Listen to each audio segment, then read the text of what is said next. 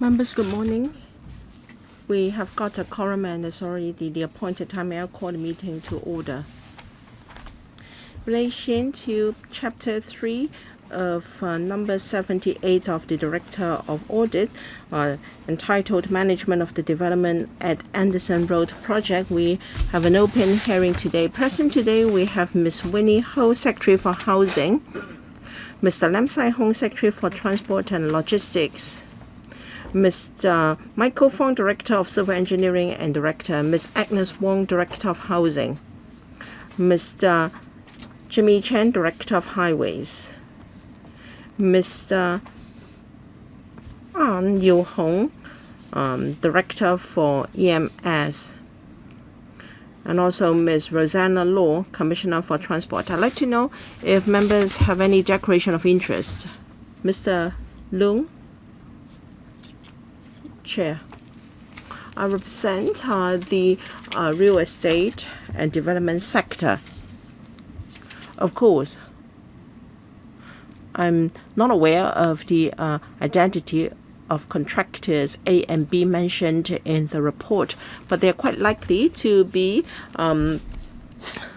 my constituents. Let me declare interest as well. I am a member of the Housing Authority. All right, legal advisor. Can you brief us on the relevant provisions of the chapter? Now, in Chapter 3 of the report, Management of the Development at Anderson Road Project, for members' information, for parts 1, 2, and 4, I will skip them for the time being. I just like to mention Contract Management, Part 3. Members may note that the works involve site formation and slope works and consolidation works and construction of footbridges, design and construction and design of works. CAP 132 Buildings Ordinance, or CAP 123Q. There are legal provisions in relation to the design and construction of building structures, and some safety regulations have to be complied with. You may refer to Part 4 and 7 of the ordinance for details. That's on Part 3 of the report for members' information. Thank you. Director of Audit. Can you give us a briefing on the subject of today's hearing? Thank you. May I wish you a healthy and happy new year. Thank you for inviting us to the open hearing of the PAC to brief you on Chapter 3 of Report Number 78 of the Director of Audit, Management of the Development at Anderson Road Projects. I want to thank C and ED, the Housing Department, the Highways Department, EMSD, and Transport Department. During our audit, they were fully cooperative, and I'd like to thank them for that. The report is divided into 4 parts. Part 1, Introduction, gives you the background of the audit review. Now, the project involves site formation, infrastructure, facilities, and site formation for public housing development. Now, there will be construction of footbridges A, B, C, D. They form a network. As at October 2021, the total cost was $3.5 billion, roughly. And according to our audit, the findings can be found in parts 2, 3, and 4. In relation to issues identified by the audit, we raised 7 or 13 recommendations to the Highways Department, to the C&ED, and 2 to Highways and EMSD, and 1 to Transport Department. We thank departments for their agreement, and they have undertaken to follow up. I'd like to thank all these departments once again. Thank you. Now I give the floor to the Secretary for Housing. Thank you.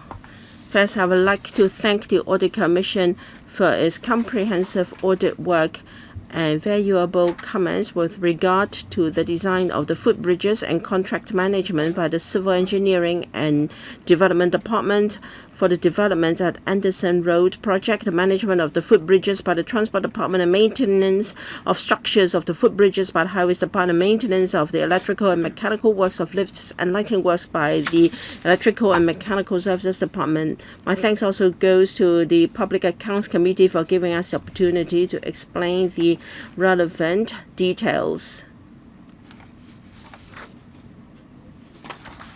The Housing Bureau and the relevant departments agree with the contents of the audit report and accept the recommendations therein. All departments will continue to closely monitor the implementation progress and status of the improvement measures to ensure that the recommendations of the audit report are effectively and fully implemented. The Housing Bureau will continue to monitor the housing-related infrastructure projects under CWRF Head 711 so as to complete the projects on time and within the approved budget. Secretary for Transport and Logistics, other colleagues and I are pleased to answer members' questions regarding details and specific information of this project. And I invite the Director of CEDD to make key responses to the recommendations in the audit report. Thank you, Chairman. Mr. Fong, thank you, Chair and members of the committee. In relation to part 2 of the report, that's about the 4 footbridges. I believe this is the main concern of members. I'd like to spend a few minutes on the whole timeline, and I'd like to show you some pictures to facilitate members' understanding of the changes to the design of the footbridges network. I'd like to take some time to walk you through the whole thing. Now first, timeline. Well, the whole project straddled quite a long period. Back in June 1997, we started the feasibility study on design and engineering works, and the development parameters was a 60-40 split in terms of public and private housing. Our consultant engineer did an assessment and proposed to build 3 footbridges to link up the project with Shau Mo Ping and the neighboring areas. So after public consultations, the layout was confirmed, and then in September 2000, we gazetted the works of the 3 footbridges, and then in March 2002, the gazetto was approved. And then in 2003, however, the government back then decided to hold the project in abeyance. Now, this is on-tech estate and not estate.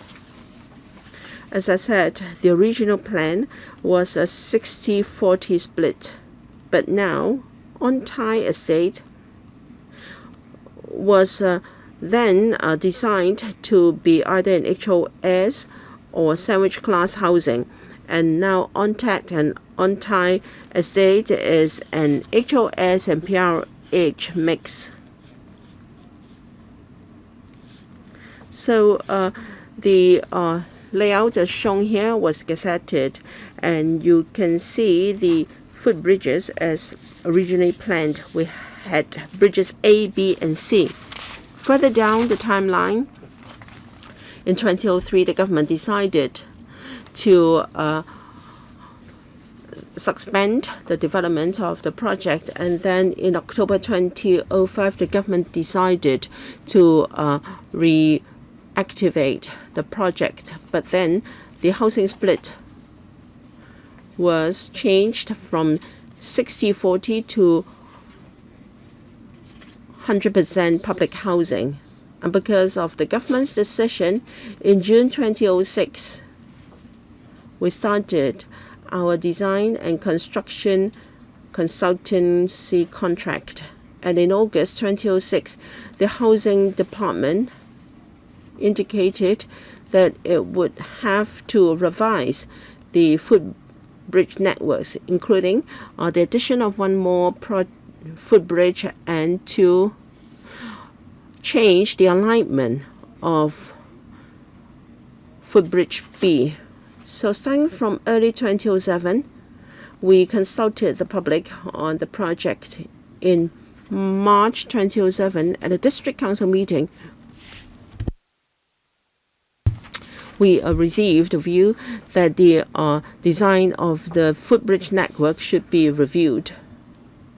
But as I said, when the government decided to reactivate the project, there was the target that hopefully by 2015 all the public housing development can start population intake. So time was tight, and we had the decision in September 2007 that we would start the tendering of the contract as soon as possible to ensure that the site is ready for handover to the Housing Department for the public housing development.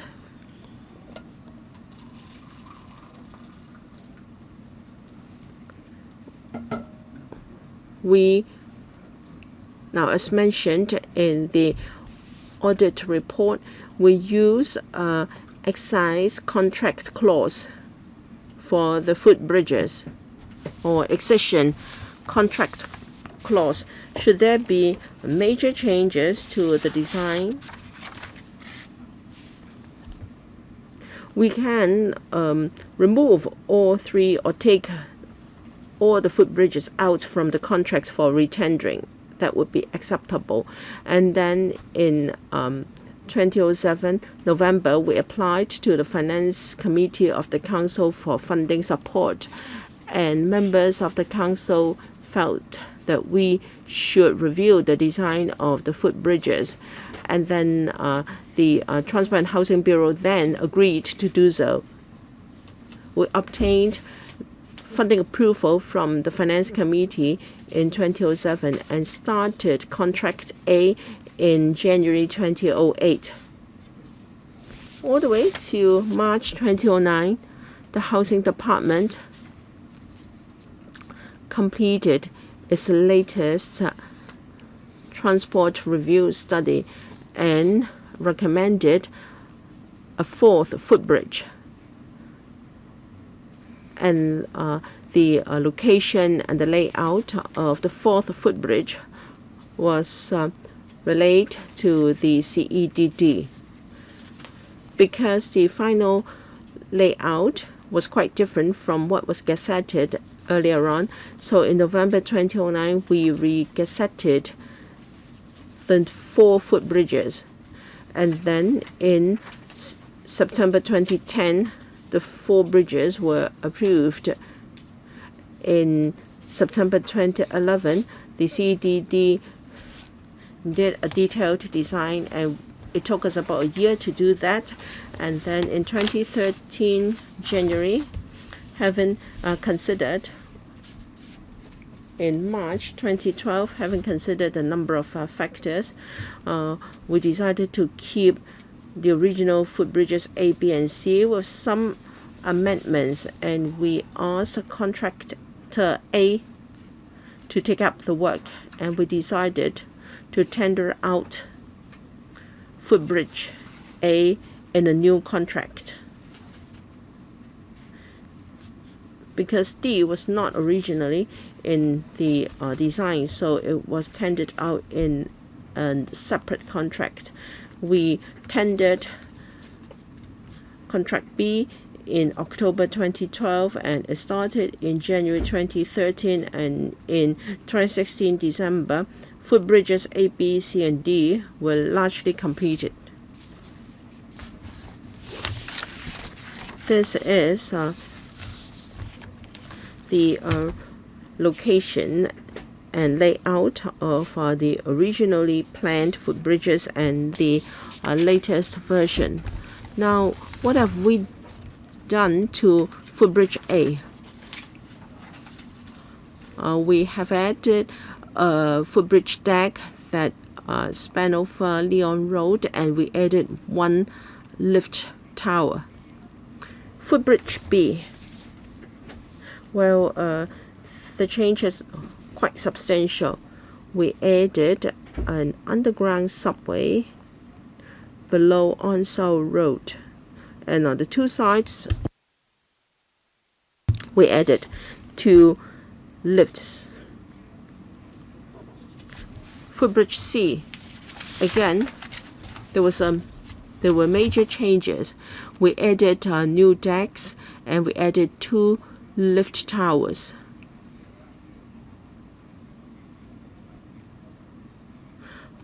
Apart from adding new decks and lifts, because the loading was changed, so the foundation works were substantially amended as well.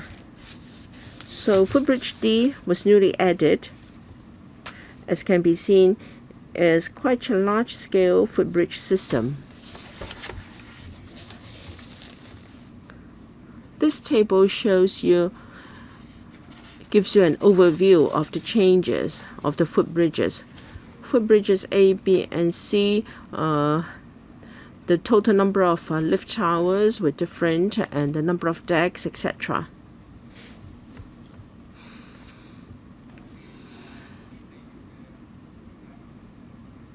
For these four bridges, as I mentioned, we used contract A to construct footbridges A, B, and C. And for the total construction cost, since we had to expedite the construction to tie in with the population intake timetable, we had supplemental agreements. The final spending was $256 million. Contract B to build footbridge D, the final expenditure was $168 million. That ends my presentation. Thank you. Thank you, Mr. Fong. So we have had responses from the administration and the commission as well. And so we will start our hearing now. The lead member is Mr. Edmund Wong for this. So Mr. Wong, please. Thank you, Chair. I'd like to focus on part 1, 1.6, paragraph 1.6. Says that as at December 2016, as at October 2011, well, the contract has not been really ended. I'd like to know the total contract cost and whether there has been any budget overrun. The original budget was $3.5634 billion.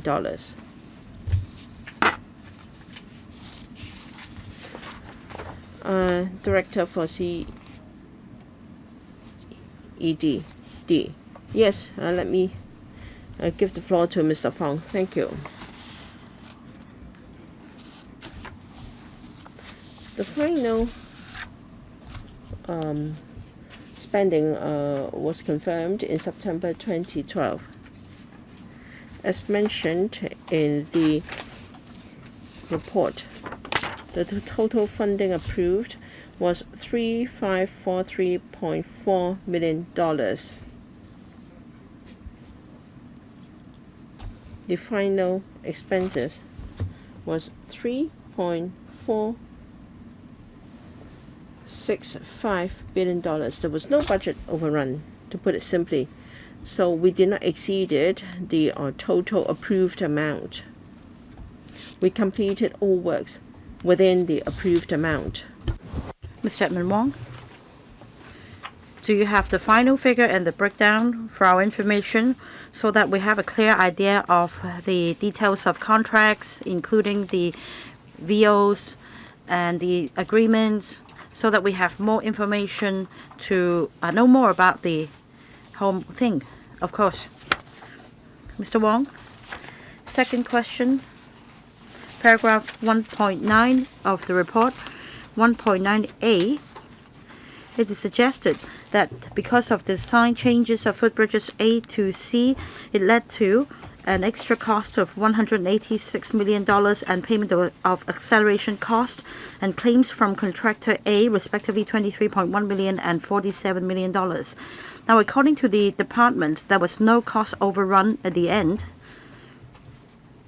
Does it mean that these payments had already been included at the time of tendering? Secretary, I'd like to invite the Director of CD to give you more details. Yes, Mr. Fong.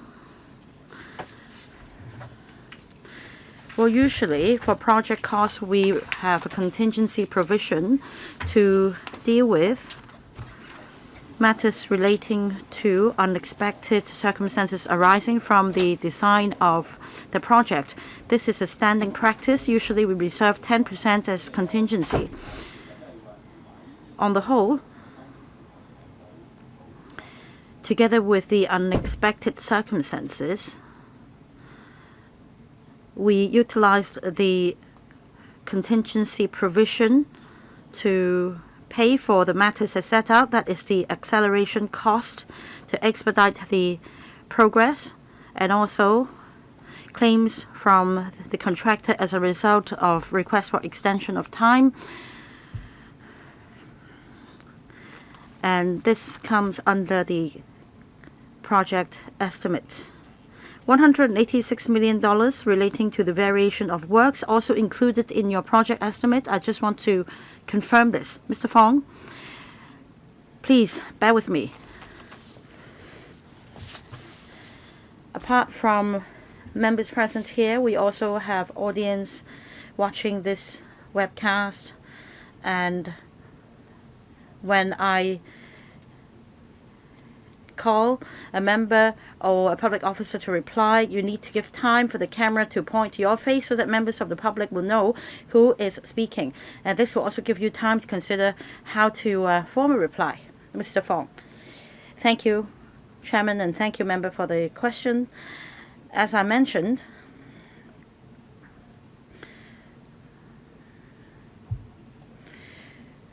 of course, for contingencies, we usually do not know what the so-called unexpected circumstances would be. But as I said, because of design changes and other matters,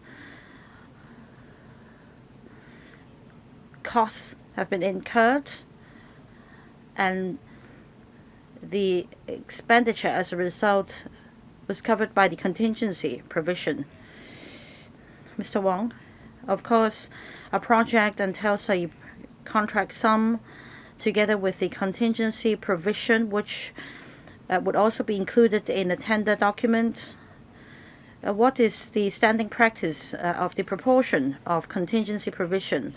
Because 1.9b, which I'll come to in a moment, provides that apart from $186 million for variation of works and $167.9 million for the new footbridge D, altogether we're talking about $350 million. So that's more than $2 billion. It seems that that's more than 10%, quite a large buffer. So what is the usual percentage of contingency provision for these projects? Simply put, when we apply for funding with LegCo on a public works project, there are usually two parts. First, there may be several works contracts in a project. Usually we reserve 10% in each contract for contingency. So that's about the contract sum. As for the project itself as a whole, again, we also have contingency provision, usually set at about 10%. So altogether, some 20% for contingencies. So that's usually the case. Mr. Wong? No, the government said 20% just now. But that is based on the original contract A. And yet there is another sum under contract B. So is it correct to say that at the outset you already anticipated significant changes and hence the amount was included? Otherwise it will be inaccurate. Let me explain that we had two contracts, a contract A and contract B under this project, and 10% of contingency have been reserved under contract A, and similarly another 10% for contract B. And as I explained just now, when we applied for funding with LegCo regarding the Anderson Road development project, we also reserved 10% as the overall contingency provision. Apart from the works themselves, we also had payments to be made to, say, from the consultants and RSS, resident site staff. So we needed to reserve contingency provision for these matters. All right, perhaps I'll now give the floor to other members, and I will pursue this line when we come to part two. Next, Ms. Carmen Can. Thank you, Chairman. My question is on part one. Note 1 and 2, page 1 of the report. It said that since 1996, when the project was under planning, the government structure had changed. It was first the Housing Planning and Lands Bureau, and then the Housing Branch, and then the Transport and Housing Bureau. Whereas the CEDD, it was formed by merging the two departments, and that is the Civil Engineering Department and Territory Development Department in 2004. And in 2017 in particular, there was a change. And then the CEDD then came under Development Bureau instead of the previous arrangements. So in 2007, there was a critical moment when the government applied for funding with LegCo. And we'll come to this point in a moment, because the tendering process started without having regard to the comments from the Housing Department and the consultation process. And tender was awarded. And interesting enough, that happened when the CEDD came under another bureau in 2007. I'd like to know whether this had anything to do with the matter. Secretary. Thank you, Ms. Khan, for the question. Lead department should be responsible for a housing project regardless of the structure of the government. As you have read, there was a housing branch under the bureau, and CWRF 711 is the head for housing projects. So there is continuity in this matter. Ms. Khan.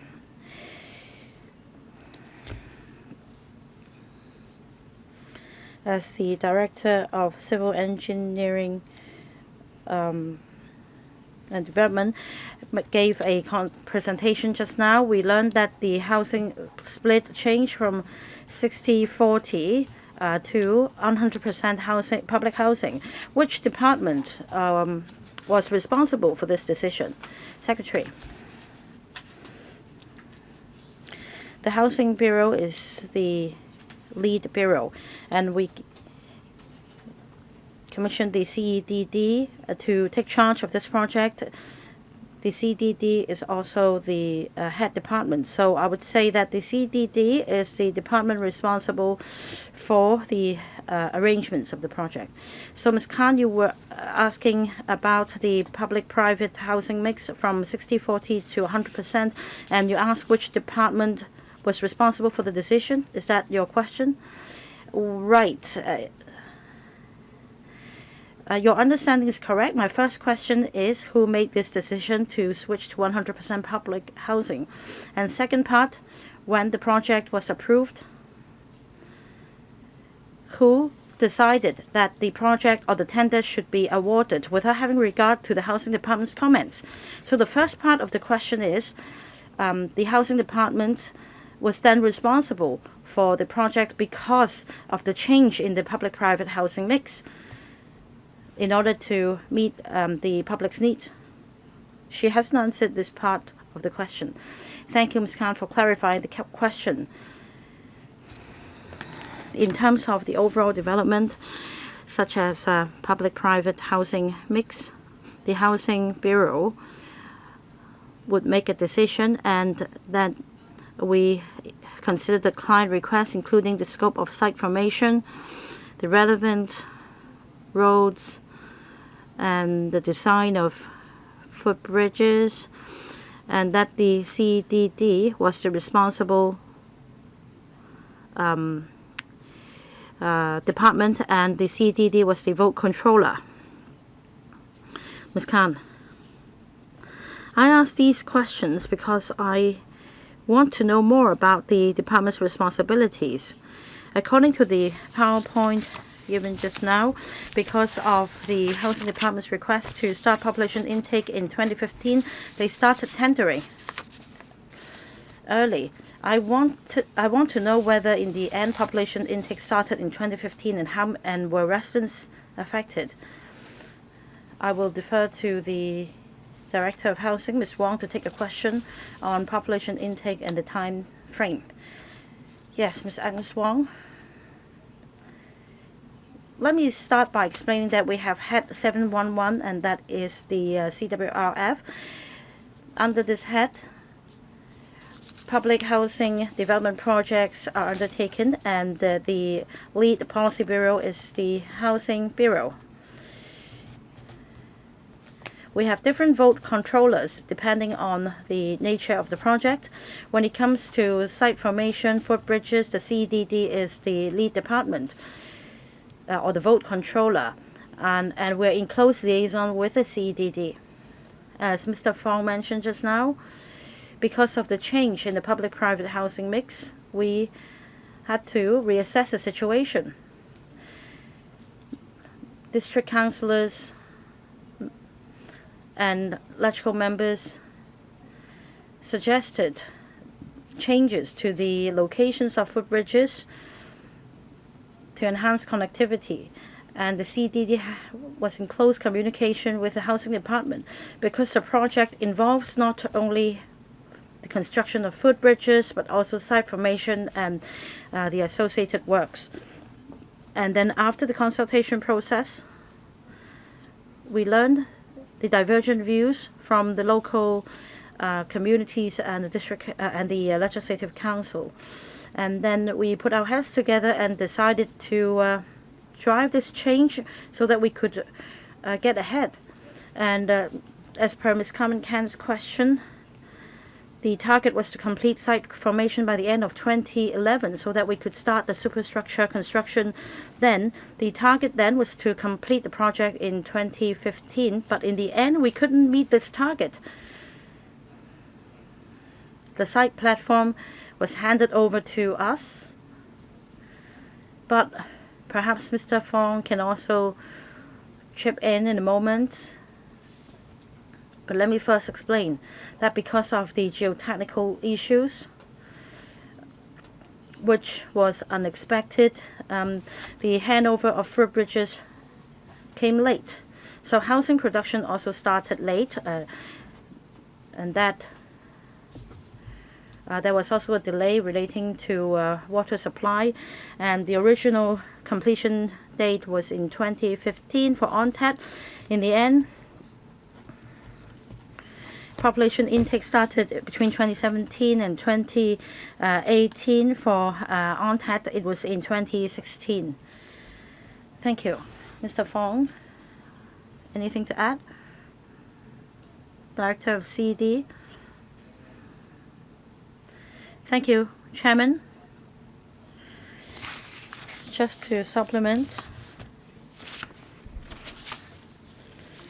When we started contract A, we were in close communication with the housing department. We came to a clear understanding that in 2011 we were to hand over the formed site to the housing department. That's for on-tire estate. For on-tire estate, we should hand over the formed site to housing department in 2013. Both sites were handed over to the housing department on time as per the time frame set out in the contract. But as explained by the housing department just now, when contractor A subsequently undertook the associated road works, there was a delay. There was also a delay in the laying of water mains, affecting the progress of the housing development. Ms. Khan. So can we say that from what we've learned, the departments worked in silo? That is, the CEDD started the works after the so-called close communication with the other departments, but the other side's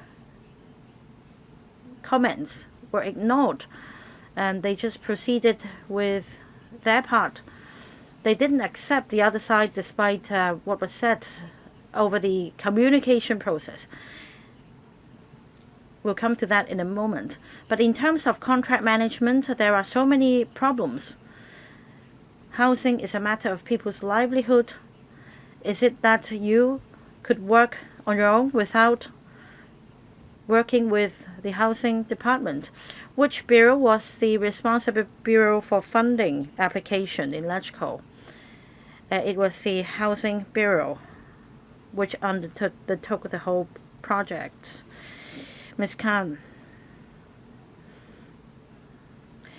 I don't know whether the delineation of responsibilities can be improved in the future, because it's all about accountability. I want to know which party should be accountable.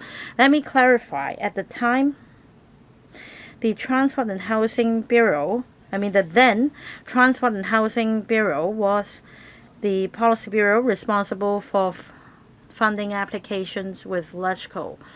Policy-wise, it's clear that this comes under the purview of the Housing Bureau.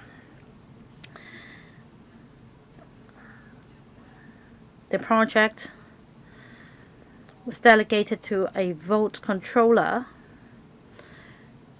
which was responsible for contract management and control of project expenses. Again, the responsibility is clear. The CDD had close communications with the housing department. The CDD also completed site formation for speedy completion of the housing development. Regarding the footbridges, they came up with a way so that future changes could be dealt with in the contract by putting in a clause. For example, a clause that could allow variations in the future. I believe the director of CD and his colleagues strike the balance between ensuring progress of the projects and striving to incorporate the possible variations that might arise in the project. Site formation was one major element of this project. Because of the Anderson Road sites, a lot of slope works were required. So I'd say we were on a critical path. And I believe the CEDD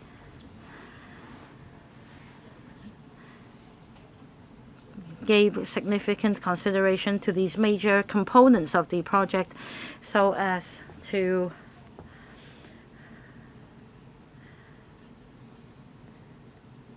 make sure that tendering could be completed in a timely manner for footbridges to be constructed appropriately. Mr. Michael Fong, please.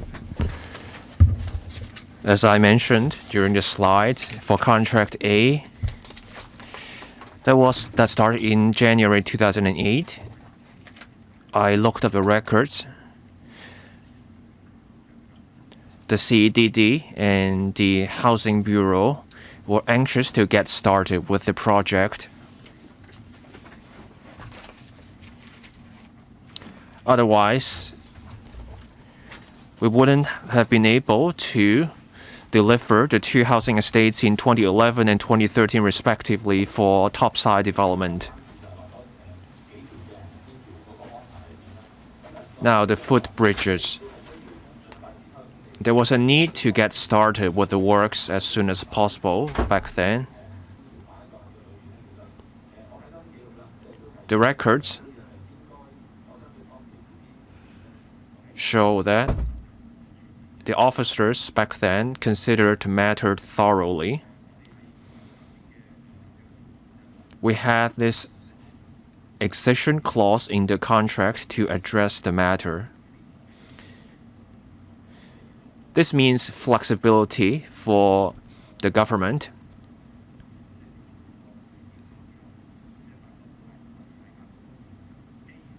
If the review showed we could have the footbridges in contract A, then we could go ahead with that. When you have 2 different contractors working on the same thing, you get coordination problems. For footbridges and pedestrian subways, they are part of this site formation.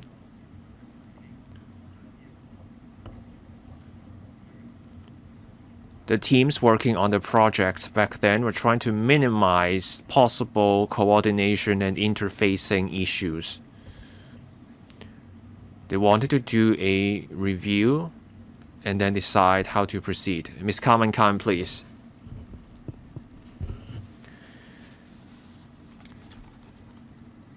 It was 2007.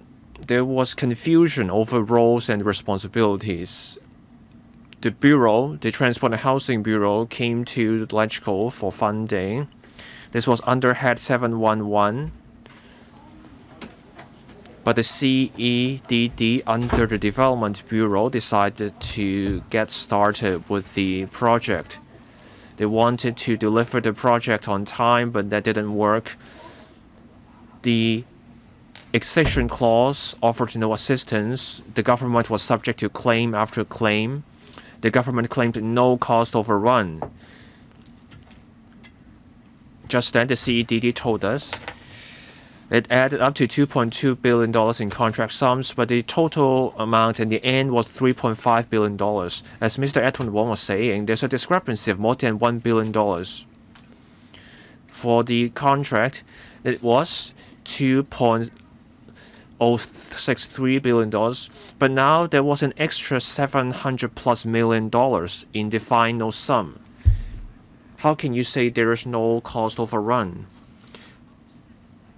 How did the government get so much buffer? The contingency provision is supposed to be 10%, so altogether we should have just $2 billion or so. Contract B, why wasn't the sum just around $2.4 billion? That is $2.2 billion plus 10%. How did the government manage to secure $3.5 billion in the end? Now for the costs, I will ask Mr. Michael Fong to tell us more.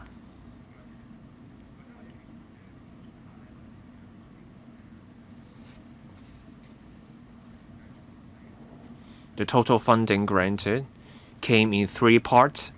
In 1997, in June that year, for the planning and the feasibility study, the government applied for funding. In Table 1, you can see the sum there.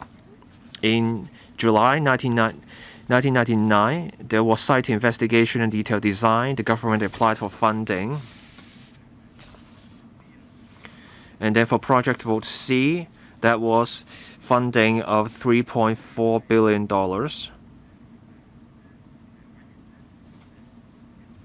I draw members' attention to Note 12 in the audit report.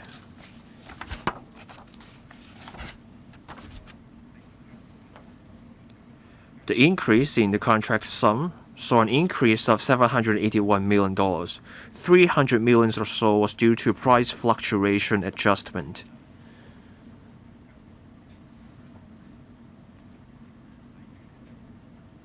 This means changes in wage levels and material costs. For $400 million or so, the change had to do with changes to the work details, and there were major changes to the 3 footbridges. There were substantial changes to the footbridges. Additional elements were introduced, so there was an adjustment to the sum. Ms. Carmen Khan, please. The Audit Commission and fellow members went through this audit report. This project spanned many years, from 1996 all the way to the present day. In 1997 and 1999, it was just $76 million. That's the funding approved. But the large sum is $3.46 billion. Why this huge buffer in the funding granted? Don't tell me there's no cost overrun. It's simply the result of a huge buffer. The different discrepancy is $780 million. The director just referred us to Note 12. Note 12. Or Note 10, rather. The CEDD has the power to ask the contractor to extend the works, but the last sentence says that for any extension, the government is deprived of the right to liquidate damages for delay in completion of the works for the period of the extension, and therefore has a financial implication. The contractor is allowed to extend the works. This means the government loses the right to claim liquidated damages. The extension clause simply gives the government the leeway to decide whether to go ahead. And then there were 141 variation orders, or VOs. Given so many VOs, of course, the price tag went up. $300 million had to do with price fluctuation, but $400 million had nothing to do with the price fluctuation. Can the director be transparent with what happened? We went through this report thoroughly. Mr. Michael Fong, please.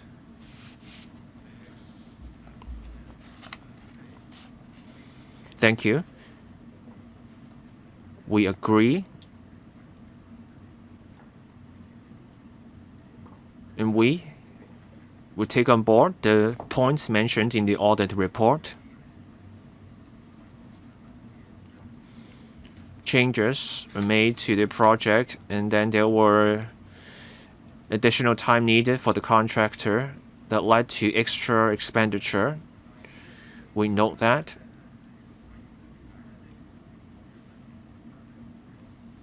This project involved complex aspects.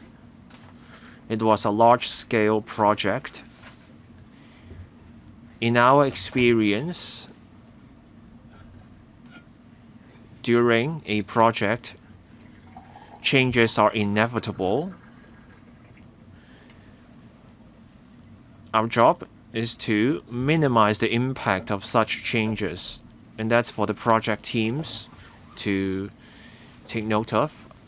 Ms. Carmen Khan.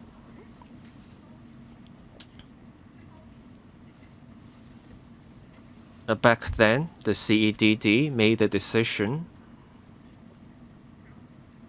Had they waited for the traffic review of the housing department, there wouldn't have been so many changes. In the end, the projects were not delivered on time, so why not take on board the views of the housing department? This belongs to part 2 of the report. Ms. Winnie Ho.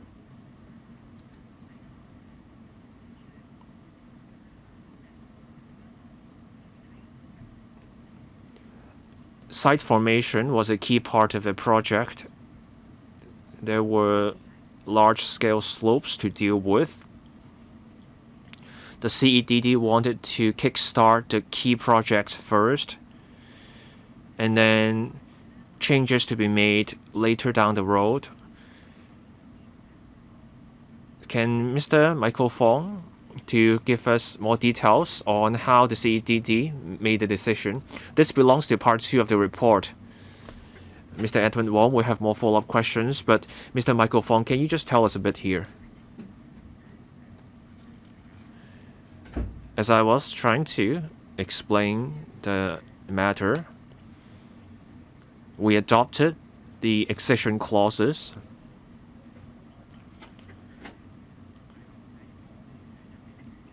to give the government leeway. After the review, there may be a decision made on the design of the footbridges, but the government had to make a decision at that time.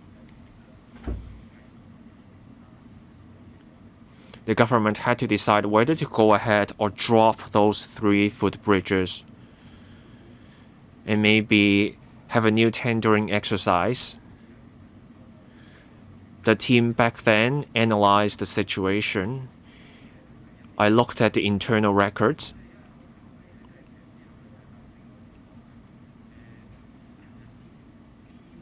Pedestrian footbridge D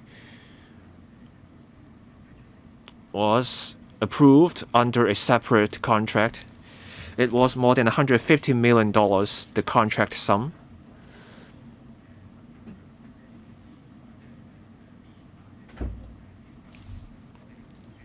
For contract B,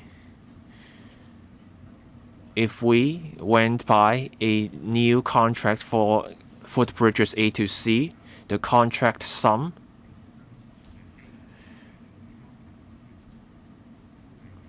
would have been higher than the price we would get from contractor A. Does the team consider the matter thoroughly before arriving at a decision? Thank you, Chairman. Ms. Carmen Khan, any further questions from you?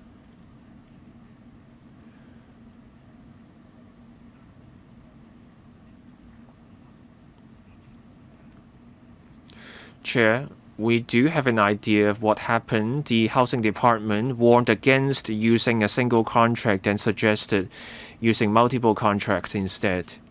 Some works say site formation. You could do this in phases. You can have multiple contracts for the footbridges. The housing department suggested doing this, but the advice wasn't taken by the CEDD. I will stop here. Next, Mr. Louis Long. Questions on part 1. Paragraph 1.5D. Consultancy Y was tasked for the site investigation, design, and construction supervision work for contracts A and B in Table 2. The consultancy fee for consultancy Y was $26 million. For contracts A and B, there was a delay to the completion date. Did that lead to a higher consultancy fees for consultancy Y, or was there cost overrun? If so, what was the increase? Mr. Michael Fong, please. This is Table 2 on page 5.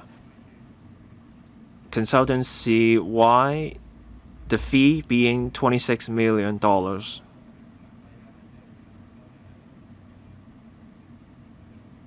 The consultancy fee covered the extension, so the extension did not lead to extra consultancy fee. It stayed at $26 million. Mr. Louis Long, please. Thank you, Chair. My second question. Paragraph 1.6, Note 3. As at October 2021, the landscape soft works and establishment works were still in progress. So for contract A, the landscape soft works and establishment works, when were they completed? How long was the delay? For landscape soft works and establishment works, are delays common with these works? These questions actually fall under part 3, but can we get a response from Mr. Michael Fong anyway? For landscaping works, it was completed in June last year, along with the establishment works.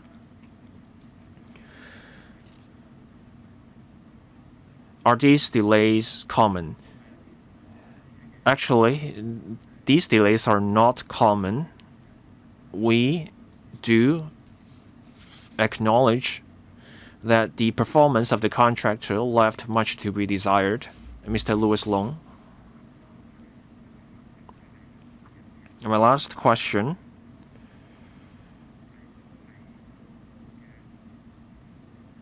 Annex A, Appendix A of the report.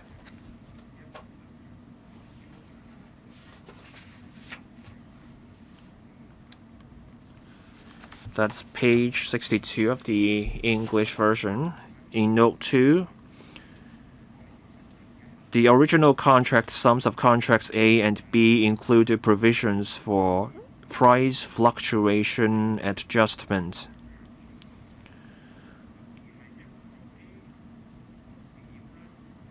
There's a table in Appendix A. Under Contract A, there was an increase of 14.9% in the increase in provision for price fluctuation adjustment. It was supposed to be a 6.5-year project.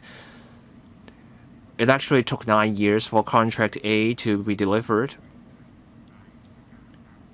Did this delay lead to a higher provision for price fluctuation adjustment? Had this project been delivered on time, would there have been a much lower price fluctuation adjustment than 14.9%? Mr. Michael Fong, please. Thank you. For works contract, in 2007, we invited tender. We went by the government's internal estimate for anticipated price changes in a few years down the road. Back in 2007, the economy was not doing well, so the estimate was on the low side. Contract A here. The estimate back then was $124 million or so. So the price change was roughly 4% or so. But after the project started, Hong Kong's economy saw huge improvement. The price fluctuation reflected changes in wage levels and cost of materials. There was a change in the economy, so the price fluctuation changed accordingly.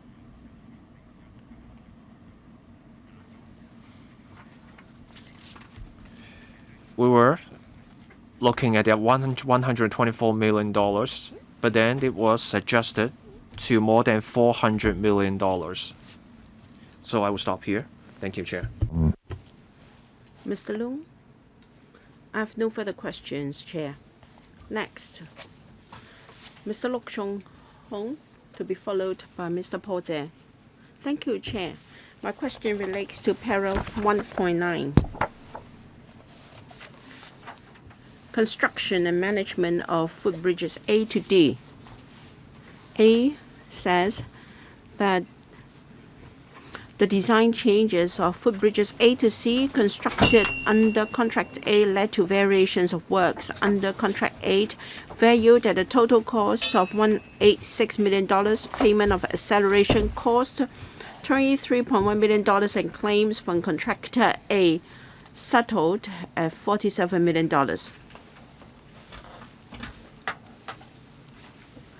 No. How was the acceleration cost arrived at? And also the claims. I'd like to know how it was arrived at. Or of course, 2.9, para 2.9 gave us some clues. I have to go to another chapter, I'm afraid. 2.9 is also mind-boggling. Para 2.9 explained that there were acceleration costs as well as claims of $47 million to deal with footbridges B and C to Thailand with the population intake date of the public housing development. And then footbridges A to C. There were claims prior to the supplemental agreement. And note 23 also a number of things I won't read out one by one. Multiple claims or incidents or other incidents, numerous incidents. Well, we don't have the details. So a question for the Director of Audit. Have you examined the so-called acceleration costs and claims or whether they were justified? Because details were not in this report. We were given very vague terms. Now, contractors are given named A, B, and C, etc. We don't have the real names, so we don't know what the claims were. So we only know that the acceleration cost was $23.1 million and claims settled at $47 million. What were the claims? Would you like to put a question to the Director of Audit, or I'd like to ask the Director of Audit whether he has examined those claims or the explanation given by the administration. Thank you. Yes, we have examined those things. Whether they were justified, yes, we considered that as well. Regarding A, D, and C, it is our usual practice with BAC. We did explain why we have to anonymize the contractors. A, B, C, D. Mr. Michael Look. Yes. Mr. Look. I'm not really asking for the names of the companies. Well, it was just a feeling arising from our questions. I understand if we were to disclose the company names, that would depart from the rules of the game. Anyway, it was just a digression. So according to the director, he examined those claims. What were they mainly about? Can you disclose more? Either by the Director of Audit or by the administration? Because we do not see anything substantive in those descriptions. Mr. Look was referring to the $23.1 million of acceleration cost and $47 million of claims. All right. Were the claims made through legal proceedings, or were they just submitted and accepted by the administration Was there any dispute? If so, the details, please. Director of Audit. For details of the claims, I will defer to the administration. All right. Mr. Fong. Thank you. I thank Mr. Look for his questions. In relation to para 1.9, as mentioned by Mr. Look, there are two parts to it. First, the acceleration cost at $23.1 million and claims settled at $47 million from contractor A. If I may refer members to para 2.16 of the report, where we can find some information. Consultant Y, in March 2016, directed contractor A to start the construction of footbridges A to C, and under the contract, the contractor was supposed to complete all three bridges within 2 years.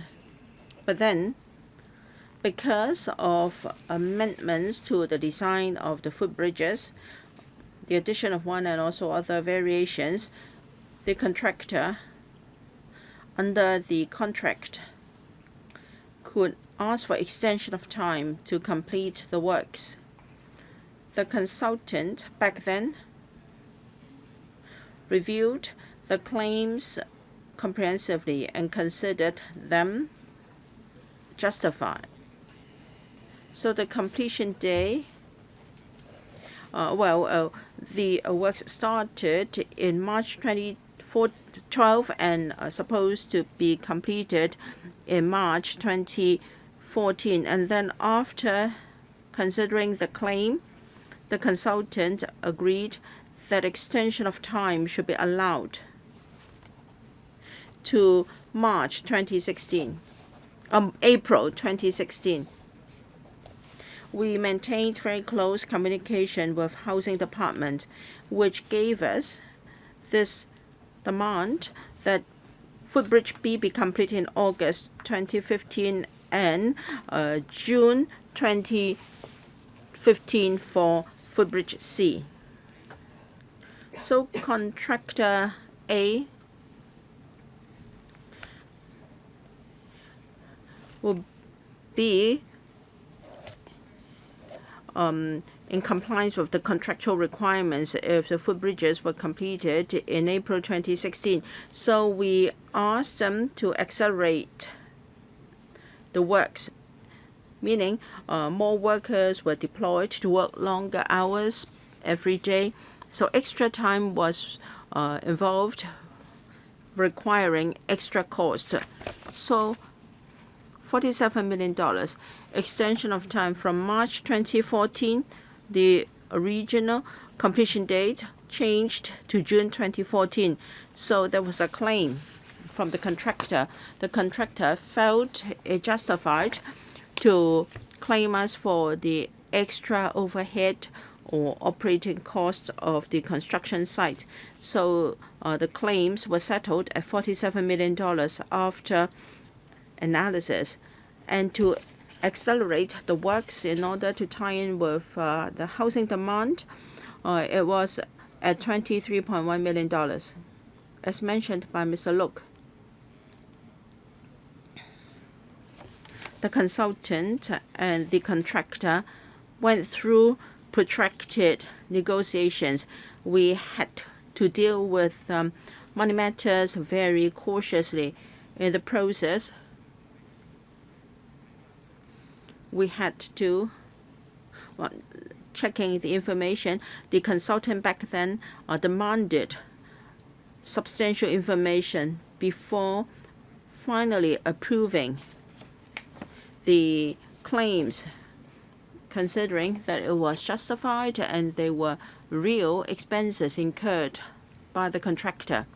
Mr. Michael Look. Thank you, Director, for your additional information. And we've got more information for notes 21 and 22. Perhaps I did not note the relationship. All right, it is normal that after variations, more money is needed, and it's natural that you allow more time for the contract. But how did you arrived at the new completion dates and you asked for works to be accelerated? Well, even though you asked for acceleration completion, the number of workers would be just the same. Now, I represent the labor sector. I'd like to know whether workers were paid 1.5 times the normal wages, or did they use special plants and machines to expedite the works? So how was the acceleration cost justified? Why didn't the administration decided to go for the normal pace instead of accelerated rate? Was it because of the population intake target date? And as for the claims, I believe the contract would have already included the overhead. They already taken into account the extra works at a value of $168 million after the variation. How come they have added the overhead or expenses of the construction sites, and how come it was settled at $47 million? My concern is there might be duplicated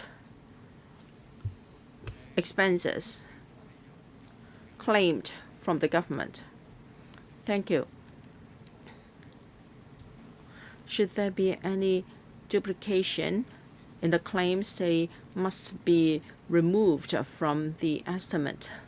I checked the records, and this point was taken into account. Mr. Look asked whether more workers were deployed. I checked the records myself. It's not just about adding workers. Rather, the works had to be carried out step by step, and due to site constraints, it was not always feasible to place more workers. So the arrangement was to extend the working hours of the site, and so there was overtime cost incurred. That was the major expenses. All right, overtime work and working on holidays. Did you try to find out whether workers were paid higher wages? Because you just look at the number of working hours. I'd like to know whether the workers were paid 1.5 or double their normal wages. Mr. Look, I understand that you care for the welfare of workers. Not just for the welfare of workers. I just want to ensure that the money was well spent. They asked the workers to work overtime or even on holidays. I'd like to know whether they were paid more. Yes, it's good that you care for the welfare of workers. FTU always cares for the welfare of workers. But if you ask the director back in 2017 how the contractor arranged for OT pay, I am afraid that the director might not be able to answer that question. You still have time, director. Do you have anything to say to Mr. Look on welfare of workers? I'm afraid I don't have such information with me. All right. Any more questions from Mr. Look? Director of Audit, do you have anything to say on this? Extra money for accelerated works. How do you assess whether it's justified? Director, our comments have all been included in the report, and let's see if the administration has got anything on this. Mr. Lau, can you tell me where can I find your views? Well, let me explain how we did the audit. So when there were claims, we saw the invoices, and there were reports from the consultants. If all such evidence was present, we would say it was okay. If there was anything more or less, and justifications, everything has been included in the report. I have no further questions. Mr. Paul Tse. I hope that now PAC operates differently from other panels or committees. We should come after reading through the report. Otherwise, we may be putting in piecemeal questions, and it's not fair to administration, and it would be hard for the public to follow as well. I know, Chair, you are very accommodating, but we have to follow the procedures. It's just like a trial. You cannot just ask questions as they pop up, and we have to read the report very carefully before we come, in order we can do a good work in auditing. Now, progress this morning has been slow. In fact, I wanted to devote more time to other parts of the report. All right. Now, in her opening remarks, the Secretary pointed out the crux of the matter. In fact, they highlighted the salient points in red. Page 2 of the slide. In June 1997, the public-private housing mix was 60-40. And then in October 2005, there was a change in policy. For those who are familiar with policy formulating will know that a policy change probably comes from a high level of the government, or even the Beijing government now. So it would be difficult to ask our technocrats details. Now, I'd like to know, what was the impact of your efficiency and performance with regard to the change in policy here? Secretary, thank you, Mr. Zhe, for your question. Now, it was a major project. The housing mix was changed from 60-40 to 100% public housing. Naturally, there will be changes in the number of flats and even in the total population. The population was changed from 40,000 to 48,000, a 20% increase in the population here. So in ensuing discussions in district councils, etc., there were more concerns about design of traffic infrastructure, including the number of footbridges. All right, apart from the number of flat size and also traffic needs. Now, if there were public or private housing development, there might have been a different demand for infrastructure such as footbridges. The flat size will affect the number of flats, and that will also have an impact on the population. And different types of housing will give rise to different modes of mobility, and that will have an impact on the design of roads and footbridges. We consulted the local community, and we received many views on the footbridges, and we decided to enhance the footbridge network.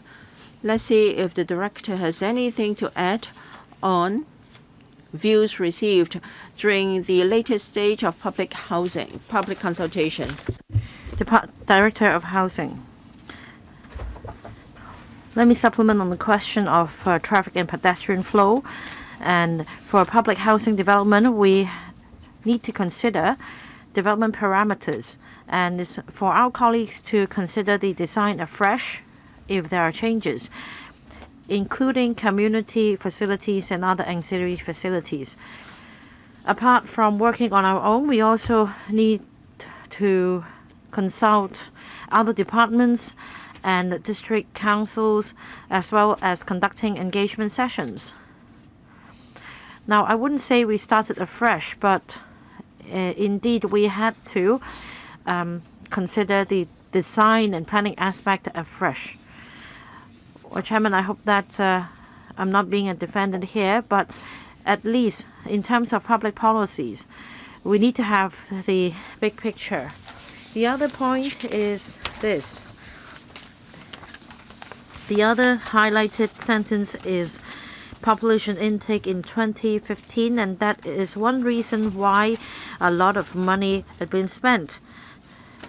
How significant was this phrase, population intake in 2015? Secretary, for public housing projects, I think that members must surely know the pressure we face in timely completion for population intake, and this is also the target for this term of government. Especially, this is a major development project comprising 40,000 population. A lot of families would like to move into the estates as quickly as possible, and that was an important target for the works departments. Some members ask about the acceleration payment and payment for claims. And of course, at this moment, we definitely will not have information about the payroll and overtime pay for workers, and this is not the PAC's job. But let's say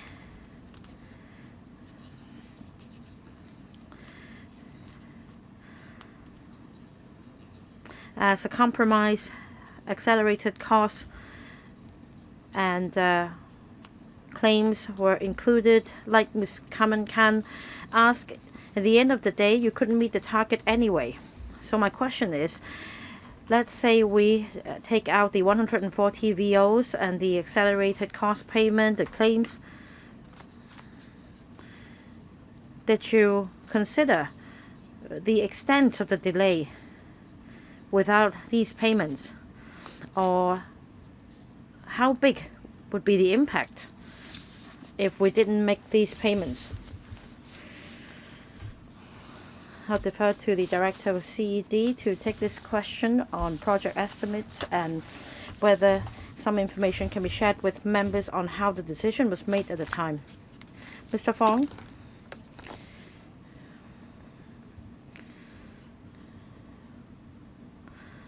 I can't find anything in black and white according to the information I have in this regard.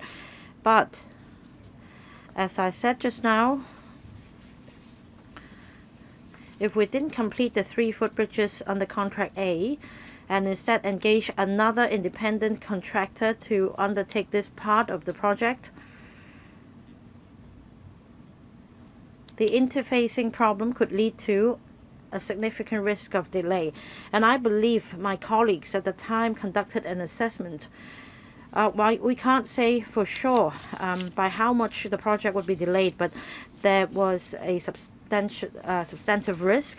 In fact, I think members would be referring to this part of the report. For in Appendix C, there is an explanation on interfacing problems between contracts A and B. And in fact, because of the interfacing issue, although portion A was on the periphery of the site, it caused a delay on the part of contractor B's work. So if only one contractor was appointed to take up the other part of the work, the project as well, the risk could be mitigated. And I think that was the major consideration of our colleagues at the time. What about the time frame? Let's say if you followed the original schedule without accepting the contractor's claim, by how much would the project be delayed? 1 year? Like I explained just now, as you can see in Appendix C of the report, because of interfacing problem between contracts A and B, the extension of time was 177.5 days.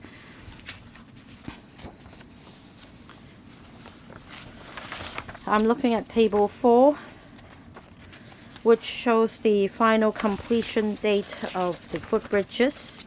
And my understanding is this. I'm not a technocrat, but this is a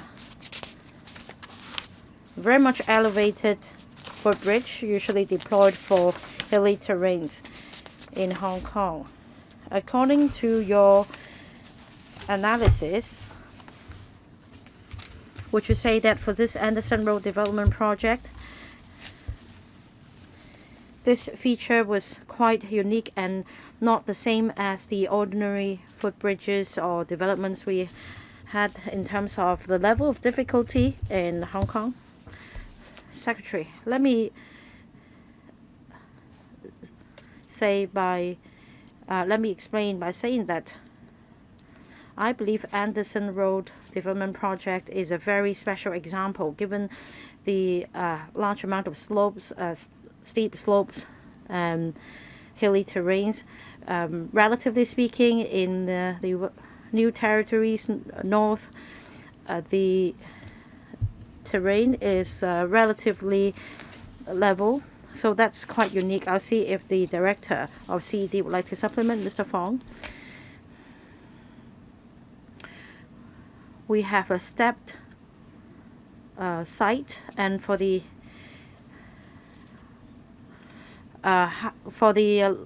biggest step difference, we're talking about 30 meters. So it's quite a difficult site for us. Maybe it would be suitable for having bungee jumps there.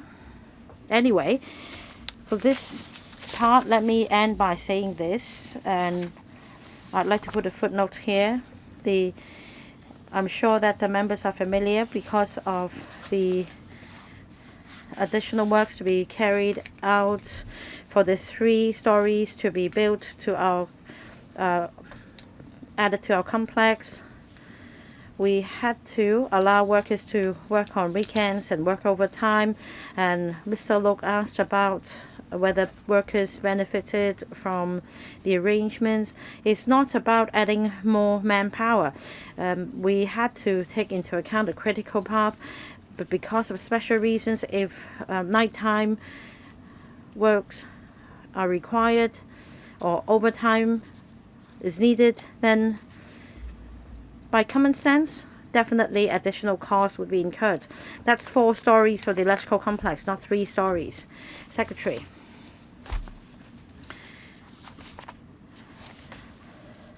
Special payment is required not for accelerating the works, but for the special works arrangements. But I echo with the member's point, as explained by the director as well, be it special works arrangements or accelerated works arrangements, extra costs would have to be paid.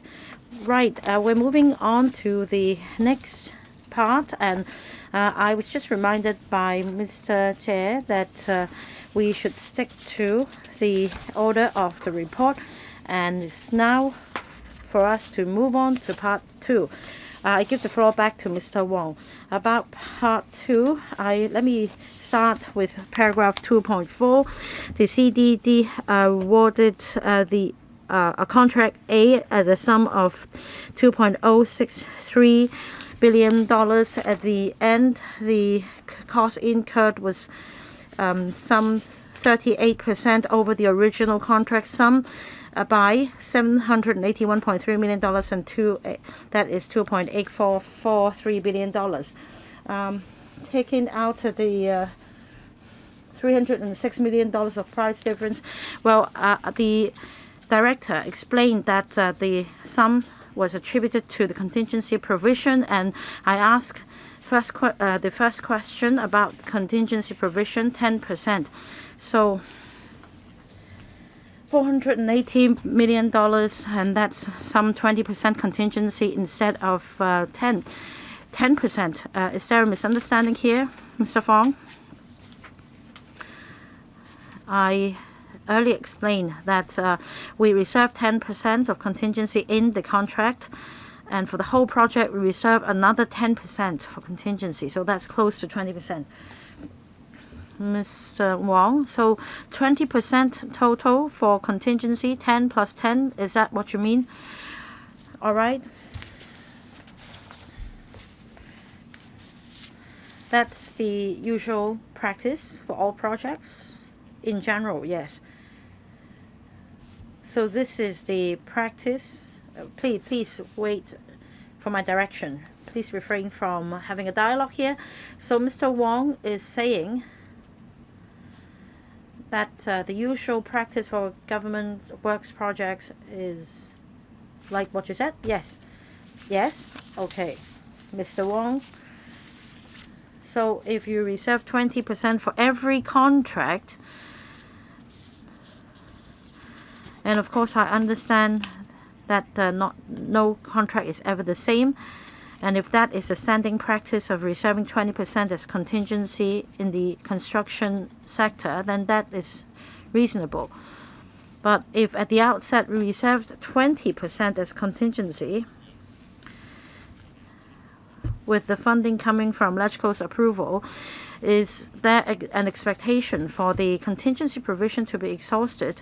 In other words, the total project cost would be 120% of the original estimate. Is it a question for Director or for the Secretary Ho? Director, Mr. Fong?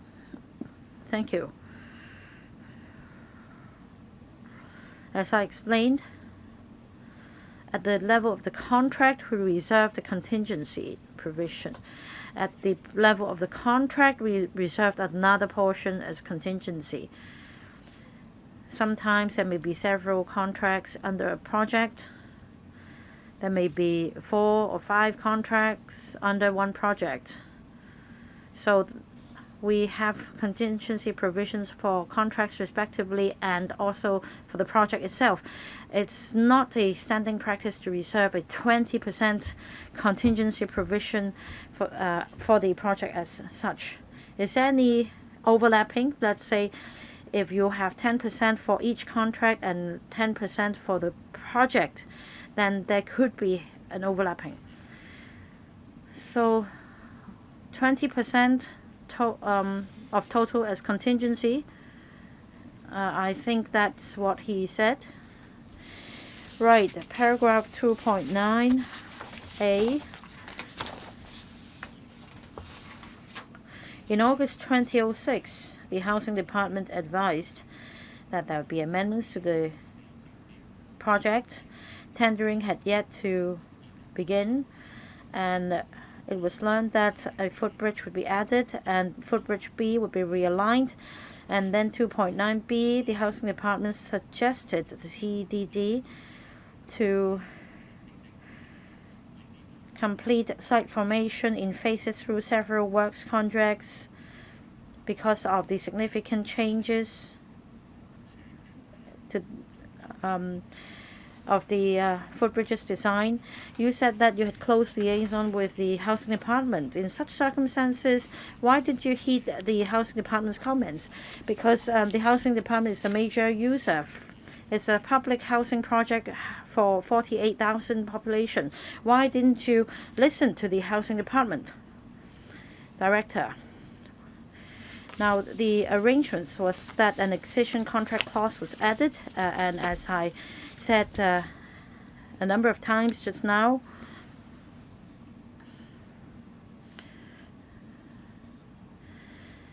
if we adopted the other option, that is using another contract to construct the other footbridges, then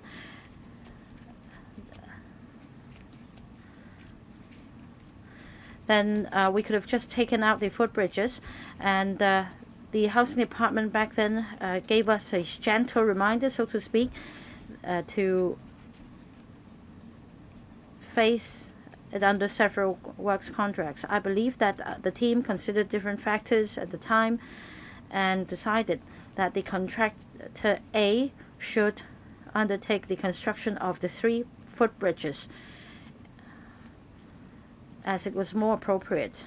That's the logic of this decision. Who made the decision at the time? Mr. Fong?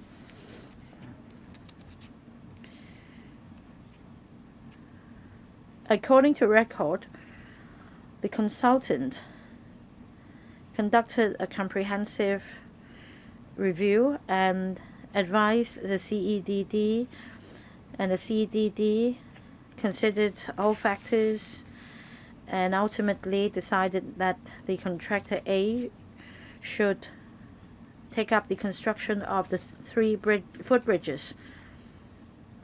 So the direction given at the time was for that contractor to undertake the relevant works. In 2006, the Housing Department advised that the works projects should be, the project should be divided into several works contracts, just like the Choi Wan Road and Jordan Valley site. And then, according to the assessment, the 3 footbridges should be completed first, and then the rest could be dealt with by the excision contract clause.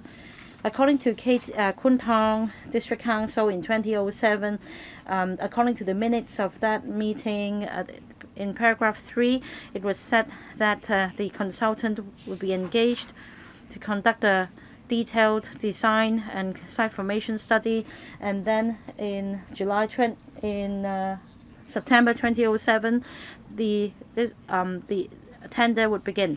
In other words, in 2007, you visited the district council and implied that the contracts would be divided up, and then in 2006 October here, you said the consultant advised that bundling contracts would be the more appropriate option. So what happened in between, despite the advice of the consultant to bundle the contract and your indication to divide the contract and then ultimately for tendering to take place in such a manner? I'm sorry, I don't have information here. I checked the records, and it was clear that the consultant assessed the situation and gave this piece of advice, and the CDD back then accepted the consultant's advice and put it under the excision contract clause. Mr. Wong, I was referring to the paper number 10, 2007 of Kwun Tong District Council, and that's also our paper for the council. I think the director should refer to this paper, PAC 97/2022. Are you talking about LC paper number 9, PAC 97/2022 bracket 01? Which page?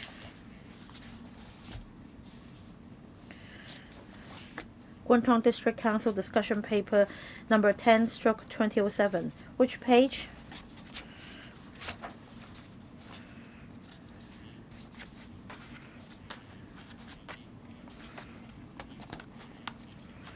That's after the minutes of meeting of the 21st general meeting of the Kwun Tong District Council. Do you have the page number that followed the minutes? It's not paginated. Let me see. Should be page 20 because page 19 here. The minutes of the meeting goes all the way to page 19, and then the consultation paper comes right after that page. The paper is prepared by the electrical secretariat. I don't think the administration has this copy. Anyway, we can give them a copy afterwards.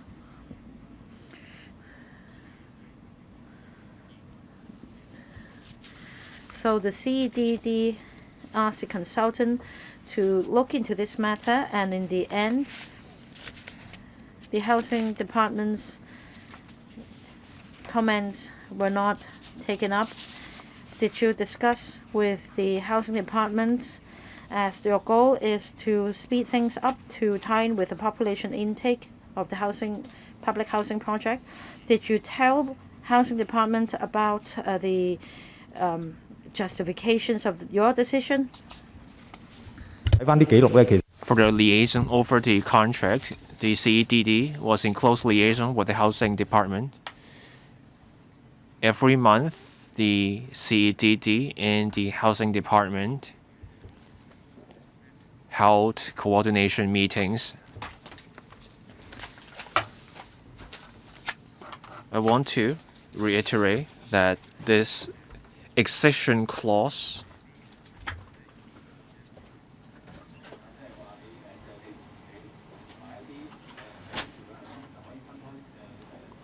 in relation to the housing department's suggestion of going through multiple contracts, these two arrangements are consistent. Breaking down the works into several contracts, it means that we could still ask the contractor to drop a project if needed. It's just that after considering a basket of factors, the CEDD decided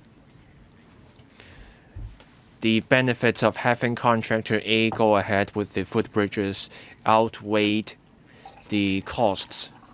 In paragraph 2.11, electrical members had concerns about the footbridge. This was in November 2007. In March 2007, there were district council meetings. And then in November 2007, electrical members had reservations. So all these stakeholders had reservations about the footbridges in terms of location and other things. On 15th of March 2007, there was a district council meeting. The government mentioned breaking it down into several contracts, and then in the same year, in November, electrical members raised concerns. Did the government consult the district council again after the electrical meeting? Mr. Michael Fong, please. As we mentioned in the slides just then, for the design of the footbridge or footbridges,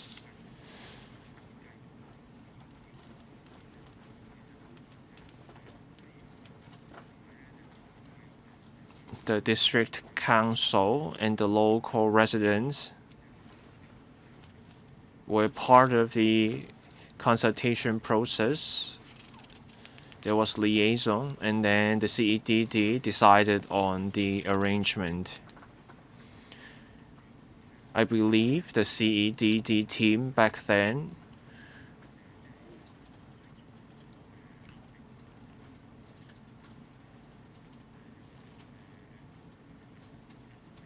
was anxious to finalize the plans to start the works, just so to tie in with the public housing project. Mr. Edmund Wong.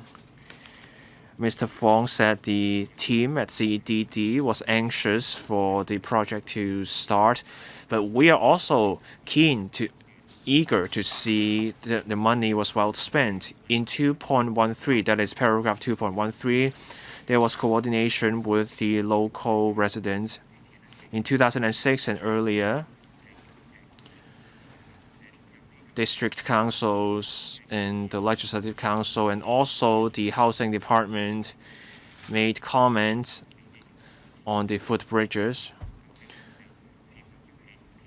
So why wasn't this study on the need for footbridge D earlier? In 2009, in fact in March 2009, as it says in paragraph 2.13, the funding was granted in 2007, and then more than a year later, the consultation started. Had the study started earlier, would things have been different? Mr. Michael Fong, I agree.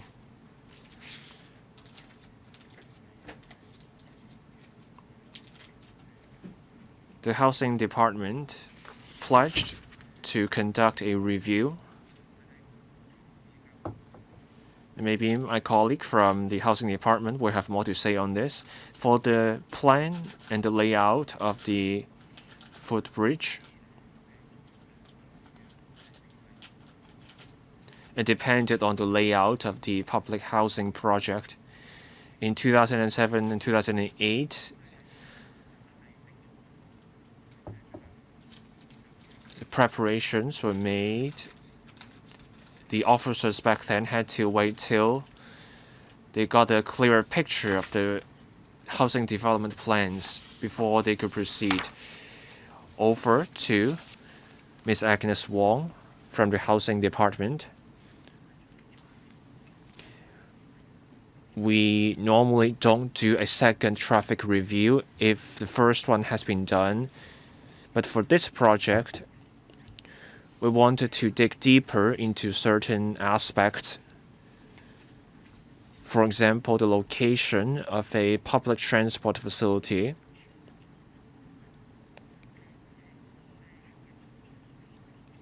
And pedestrian linkage in the housing development. We felt there was a need to have a study on that. The stakeholders at district council indicated 3 bridges were not enough. Now, why couldn't we do the review earlier? We had to wait till the parameters of the project became finalized. We needed to know where the facilities would be before we could decide where the footbridges should be. We had to wait till the parameters were there, the information was more complete, and then we could proceed with the review. The review was completed only in March 2009. So the conclusion was to have 4 footbridges instead of 3, and there were changes to the locations of the footbridges. With that review, we had to do another round of consultations, and that led to what happened in the end. We were closely in touch with the CEDD. The agreement was that the contract was important. There were exception clauses in the contract, so that we thought it would work, and that's how we got where we are today. I will have more questions on the exception clauses in a bit. Now, for the development parameters, at first it was 60-40 split, and then it was all public housing. Ms. Agnes Wong said they had to have regard to public transport retail facilities before doing the review. Shouldn't these details be finalized before the footbridges were constructed? Otherwise, you end up having the footbridges at a place where no one lives. Back then, we did the review to cover the public transport facility. We wanted to see where we should put that. There were 11 blocks in each housing estate. We needed to find an optimal spot for the facility.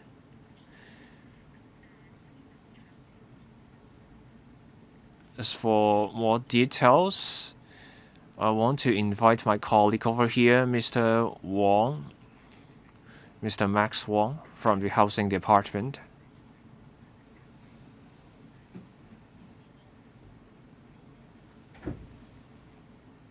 For the planning, when we decided to have public housing for the entire development. We had to plan everything from scratch. In 2006, the member said that we had the parameters and we should be able to go ahead with the bridge.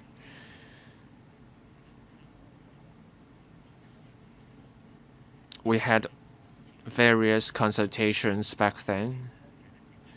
We had to have regard to not just the volume of users of the footbridges, but also the location. Footbridge D was close to On-Tai Estate, the marketplace, and also near Ping Estate. We want to make sure the bridge was wide enough, and it also has to be conveniently placed. The bridge should be within 500 meters of the places that people need to go to in the area.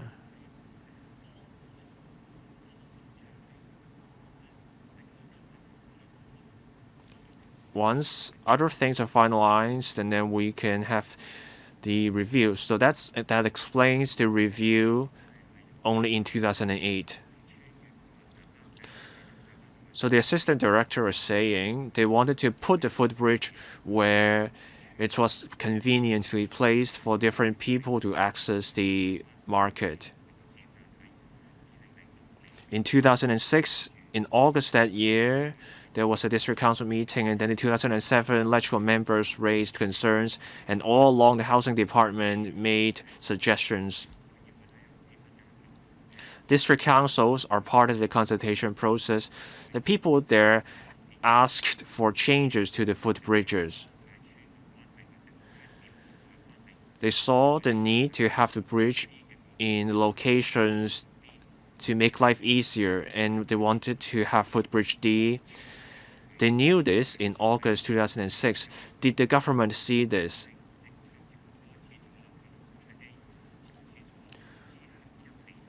Why did the government wait till 1 year after the project started? In fact, there was a 2 years gap. Mr. Max Wong.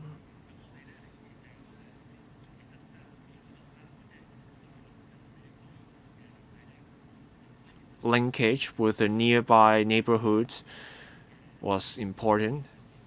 For Shun'an Estate, Shuntin Estate, and Potat Estate, the footbridge connects to those areas as well.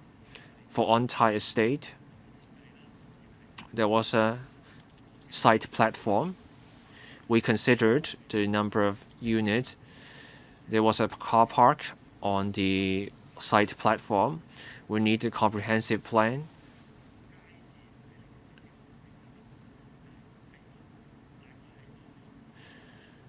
In 2007 and 2008, we got a clearer picture of where the markets and other shops should be placed. Mr. Edmund Wong, please. Paragraph 2.18.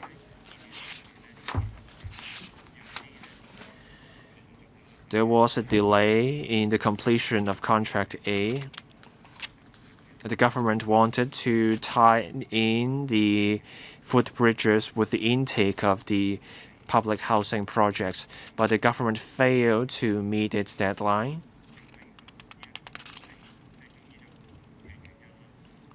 There were different factors behind this. So why not wait for footbridge D before starting the tender? Ms. Winnie Ho, Mr. Michael Fong.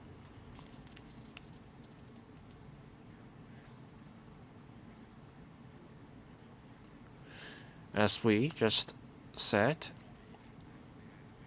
back then, under Contract A, there were accession clauses. In 2013, in paragraph 2.16, in March 2012, the government instructed Contractor A to proceed with the construction of footbridges A to C.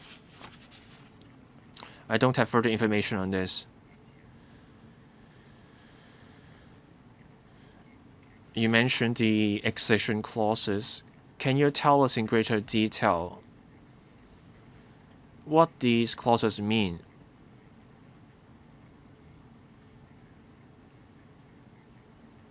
Can you tell us more on whether extra payments were needed? What do these accession clauses mean? Can you tell us about the implications of these clauses? Accession clauses covering the 3 footbridges. This means we could go ahead with the construction of these footbridges, or we could get a different contractor to build the 3 footbridges. Were extra payments needed if the government decided to go for a different contractor?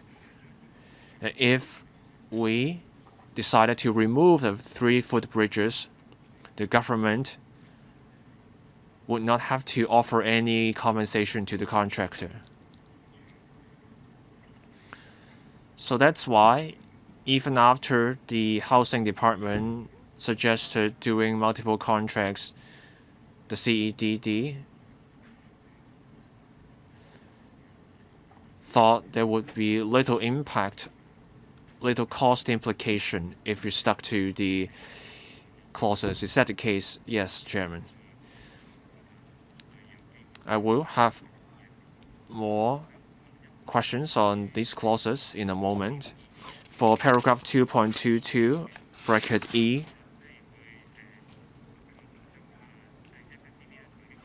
the Financial Services and Treasury Bureau suggested more consultations in the future to avoid having to change the design plan. Now, this was a design in 2002. The tender started in September 2007. There was a 5-year gap, and there was a change from the 60-40 split to 100% public housing. So why not have a new design in 2007 for the tendering? Why stick to the 2002 design? After all, there were changes in the population, and you may have to have more footbridges.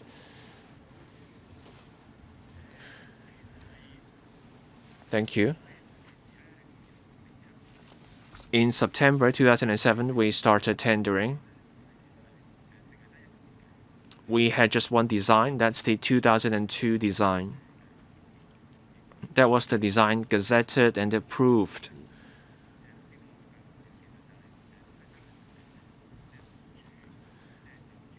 The CEDD had to wait for the housing department's decision on the layout, the design.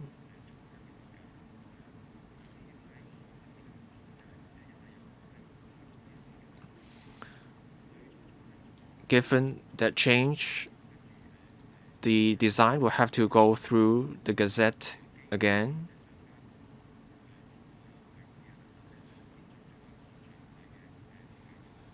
And then proceed to detailed design in terms of location, etc.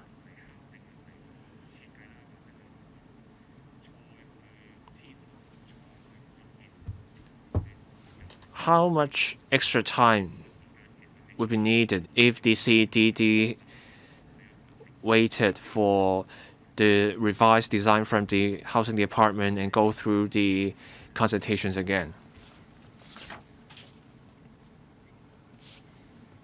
I refer you to the slides just then. In slide 4,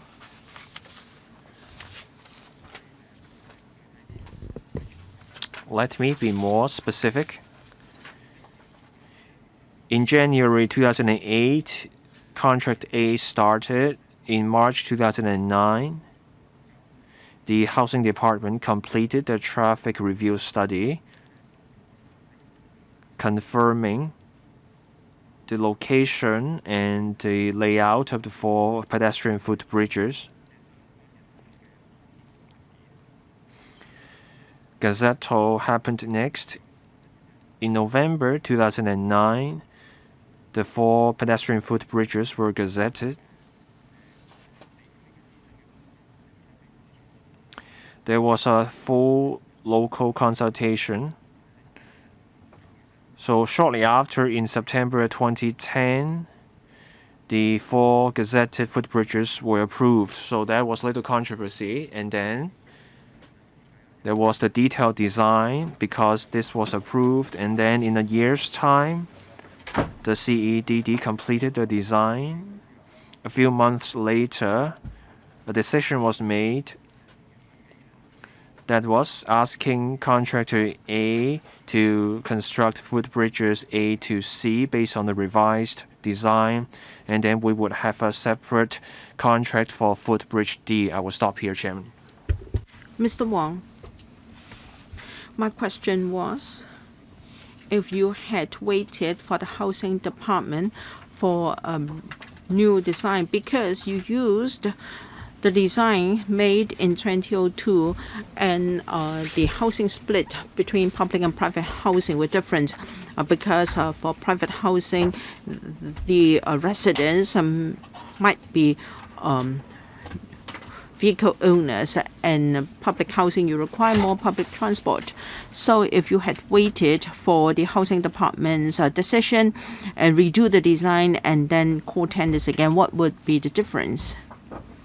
Director, perhaps I didn't quite get Mr. Wong's question. I want to reiterate again that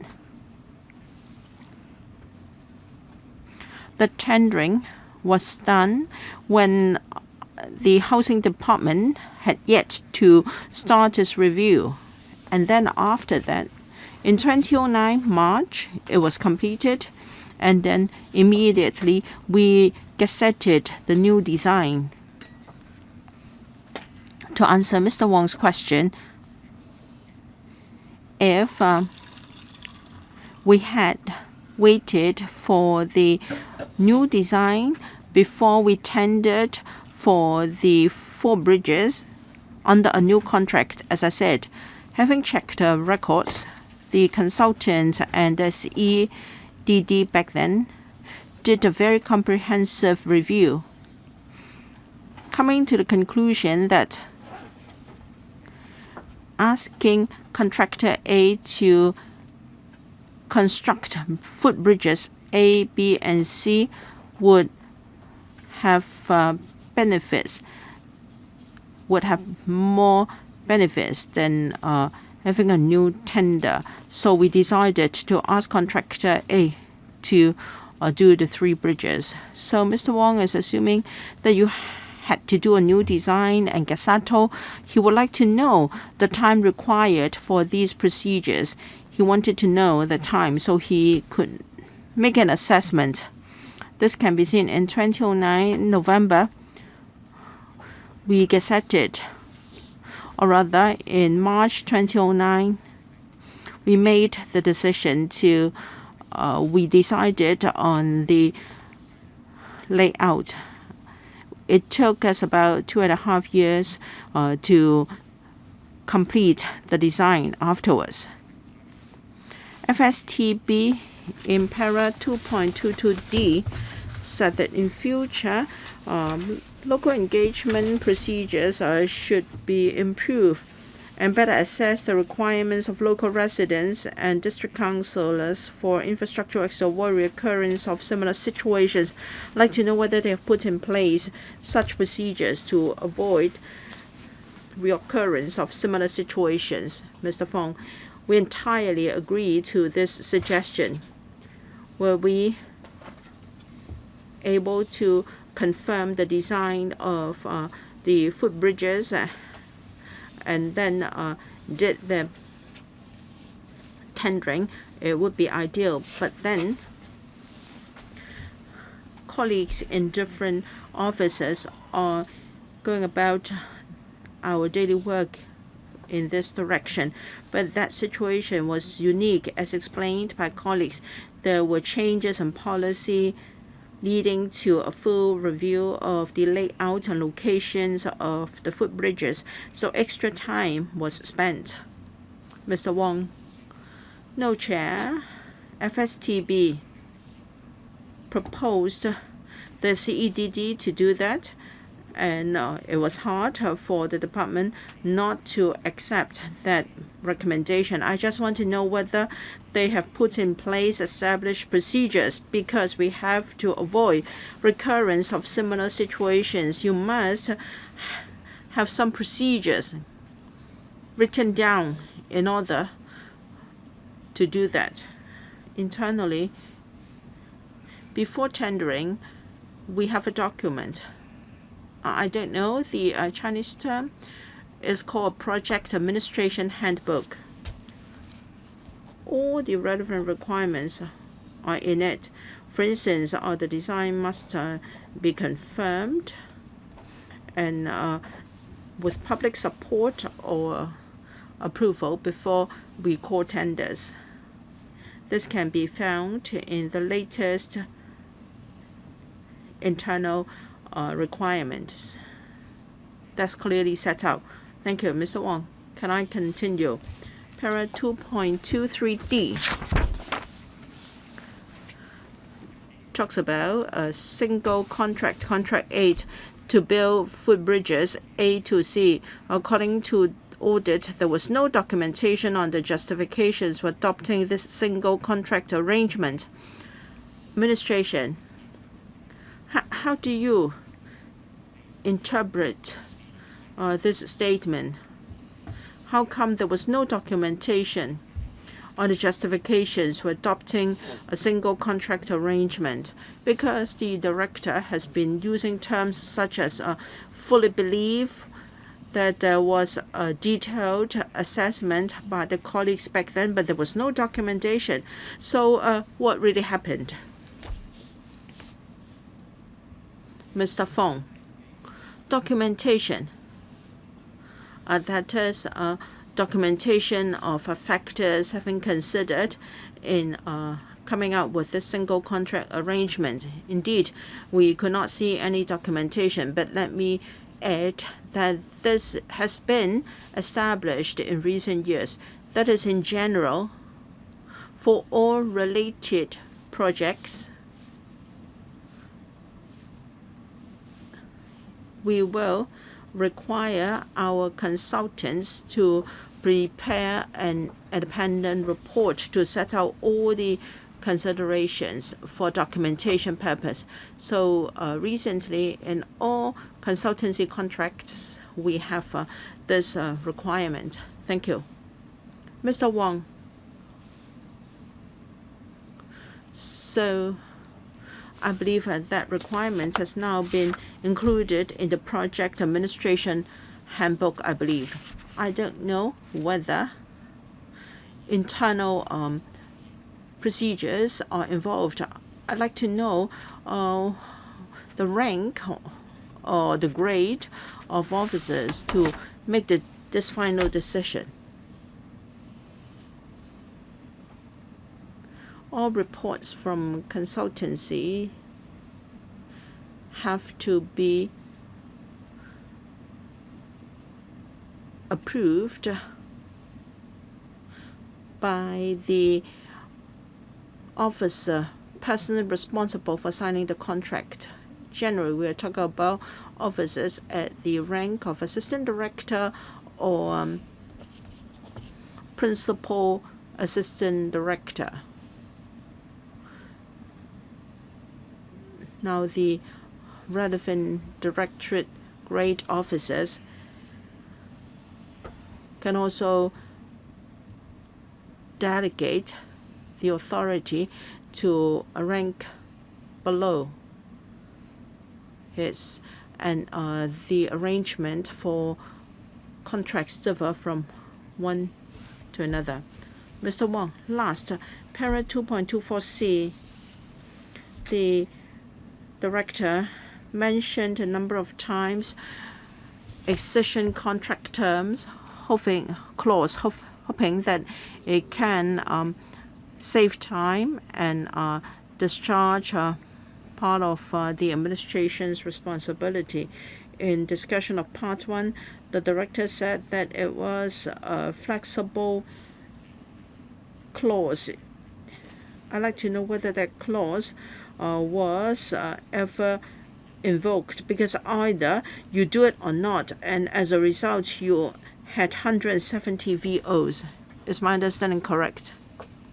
No, the clause was invoked to ask contractor A to construct the 3 footbridges.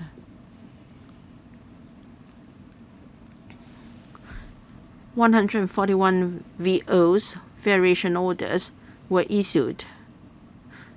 The most costly one was, there was only one that cost us a lot of money, and that is to change the original design of the 3 footbridges to the final design. The remaining 140 VOs involved only a few millions of dollars.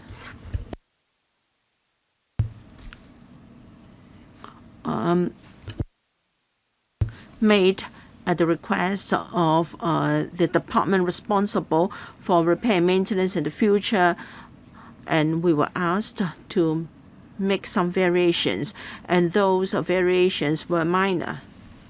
Mr. Wong, all along the director has been saying that the local residents and the local district council had views on the design of the footbridge, and at the end of the day, one more footbridge was added. And so in tendering, they added the excision contract clause. Now, if they already knew that there was a possibility to build one more footbridge, couldn't the excision contract clause be more flexible? I'd like to know whether it is a standard clause. Can it be found in all contracts? And after this incident, have you reviewed other contracts to see whether the excision clause can be varied to make it more flexible and to tie in with more developments in the future? Director, this is not a standard clause. It all depends on the characteristics of the contract concerned. As mentioned in the audit report, and I repeat, we knew that there was the possibility to do it, and when we were not certain at a point of tendering, we would then add an excision clause, contract clause. We knew that those 3 footbridges were needed, but would it be done by the contractor? We were not confirmed yet, and so we used that clause to handle the situation. If at the end of the day it was decided the footbridges would be built, was it a case that we didn't have any flexibility to make variations? The answer is no. We put in the clause, or we used the clause to require the contractor to build the bridges according to the latest design, and we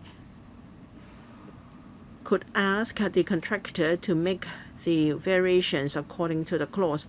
But of course, a valuation had to be done, whether the project cost should be increased or decreased. We follow our established mechanism to deal with it. Mr. Wong, really the last question. The director said that the excision contract clause would facilitate better management of the contract, and so they invoked the clause asking the same contractor to carry out the works for better coordination. Now, contract A, the contractor A was more expensive, so they decided to call a fresh tender. So, looking back, shouldn't more clauses be added to allow more flexibility for the government to add or delete certain works? Director, I believe I mentioned just now that in deciding whether contractor A should be asked to continue with footbridges A, B, or C, or whether a separate contract should be issued. Our assessment was the latter option would be more costly, so the final decision was to ask this contractor to build all 3 footbridges. Mr. Wong asked whether we had room to review our contract clauses to further enhance the situation so we can deal with future situations better. I can promise to do that. Thank you, Mr. Wong. I have no more questions on this part. Now we have already met for 2 hours 15 minutes, but 3 more members, Mr. Louis Long, Mr. Carmen Kan, and Mr. Michael Look, have questions on part 3. I suggest we take a break of 10 minutes before we start the second session. Mr. Edmund Wong mentioned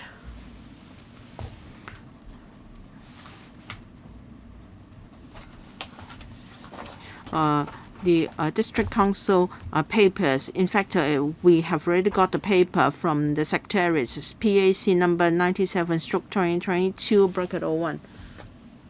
Well, we only received the document yesterday. I personally haven't had time to read the papers yet. All right. Mr. Wong referred to a particular paragraph of the paper. My interpretation of the paragraph is a bit different. The colleague from CEDD, according to the paper, first tendered for part of the site formation works, and then the sentence that followed was subsequently construction works to be taken up by the housing department.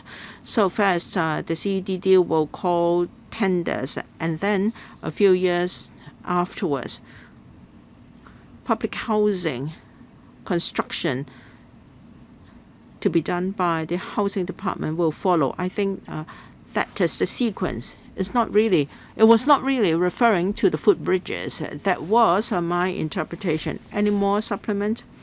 My understanding is the bone of contention here is whether we are talking about the district councillors or legislators. There is no dispute that site formation has to be done. The crux of the matter is why must it be done in phases and not all together? Because our greatest concern is why from 3 bridges to 4 bridges. Now, my interpretation is the district council agreed to site construction. There was no further follow-up in August 2006. It was agreed that a further bridge be added. And then in March 1997, you said that tenders should be called first. Was it really a big misunderstanding with the district council? Rather, was there the undertaking that there won't be integrated tendering? My understanding was that there was no such message to the district council that the tenders would be called differently. Mr. Wong, I was not present at the meeting. I just feel that the minutes were quite clear to call tenders for part of the site formation. I have no further questions. All right, we take a break of 10 minutes. Thank you.